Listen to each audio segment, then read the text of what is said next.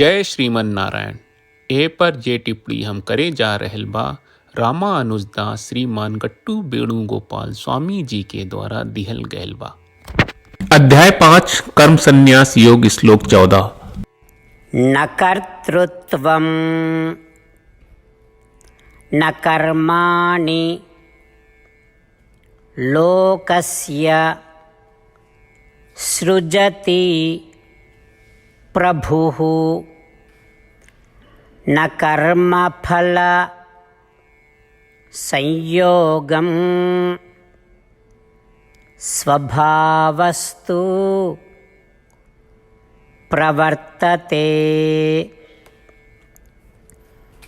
ओम।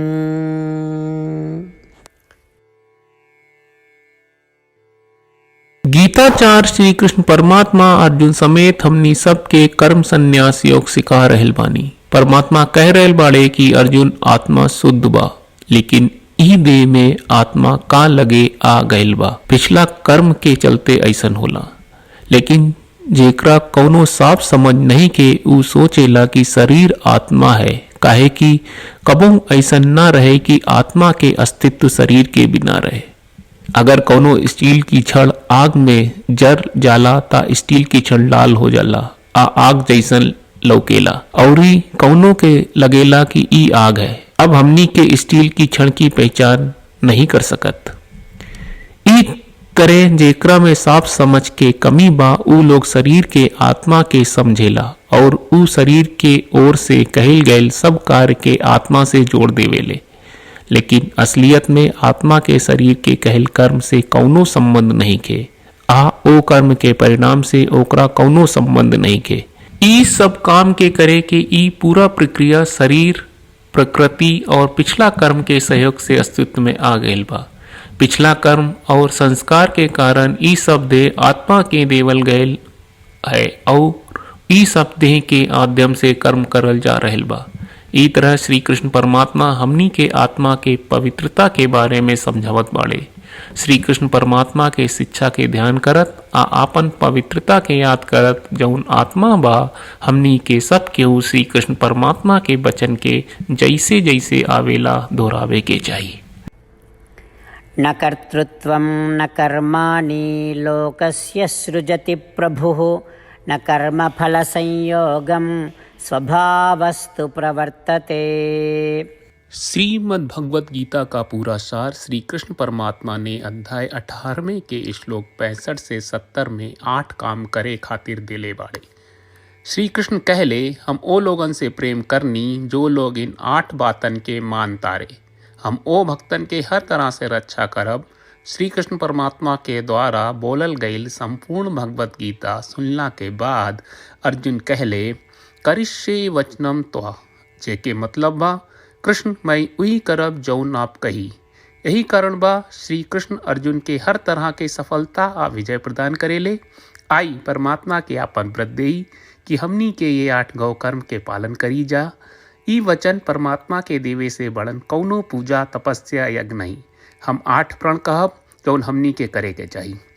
आप सब कृपया इन्हन के आपन दिमाग और दिल में सोची। श्री कृष्ण के आपन वचन देवे के ई तरीका में हमनी सबकी कल्पना करे के चाहिए कि श्री कृष्ण का चेहरा खुशी से चमकत बा और खुशी के एहसास करत बा। जय श्रीमन नारायण। यहाँ हमनी के 8 वादा बा। हमनी के पहला वादा, हे श्रीमन नारायण आपका निर्देश के मुताबिक हम हमेशा तोहार ध्यान करब और तोहार बारे में सोचब। हमनी के दूसर वादा, हे श्रीमन नारायण आपका सलाह का अनुसार हम हमेशा आपका भक्त रहब। हमनी के तीसर वादा, हे श्रीमन नारायण हम आपन सब काम तोहरा सेवा के रूप में और तोहरा संतुष्टि खातिर करब। हमनी के चौथा वादा, हे श्रीमन नारायण जैस की आप माने के कहले रहलू हमरा बहुत विश्वास बा कि हम आपके होई और हम हमेशा आपन दोनों हाथ जोड़ के आपके नमस्कार करब और आपकी पूजा करब। हमनी के पांचवा वादा, हे श्रीमन नारायण हमरा के तोरा बात माम एकम शरणम ब्रज 1866 याद कहले, जहाँ आप हमरा के आपन का अर्पित करे का कहा। श्रीमन नारायण मैं हमेशा तोहरे शरण में रहब। हमनी के छठवां वादा, हे श्रीमन नारायण, हमरा के तोहरा बात माँ सुचह 1866 याद कहले कि आप हमनी के शोक ना करे का आश्वासन दे रहे बड़े, हम अब और शोक ना करब। हमनी के सातवां वादा, हे श्रीमन नारायण, आपने हमरा खातिर श्रीमद् भगवत गीता के वितरण करके हम सबके कृपा कहले और आशीर्वाद दहले बा।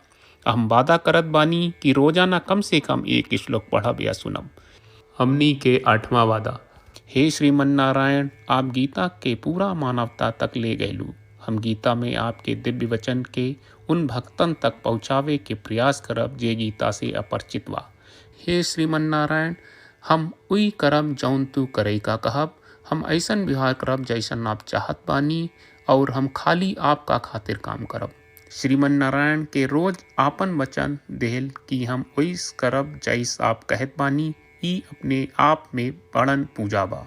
श्रीमन नारायण, करशे वचनम त्वा। श्रीमन नारायण, हम तोरे निर्देश के मुताबिक काम करब। सर्वम श्री कृष्ण अर्पणम अस्तु। जय श्रीमन नारायण। न कर्तृत्वं न कर्माणि लोकस्य सृजति प्रभुः न कर्मफल संयोगं स्वभावस्तु प्रवर्तते। ओम। न कर्तृत्वं न कर्माणि लोकस्य सृजति प्रभुः न कर्मफलसंयोगं स्वभावस्तु प्रवर्तते। श्रीमन्नारायण, करिष्ये वचनं तव। सर्वं श्रीकृष्णार्पणमस्तु। जय श्रीमन्नारायण।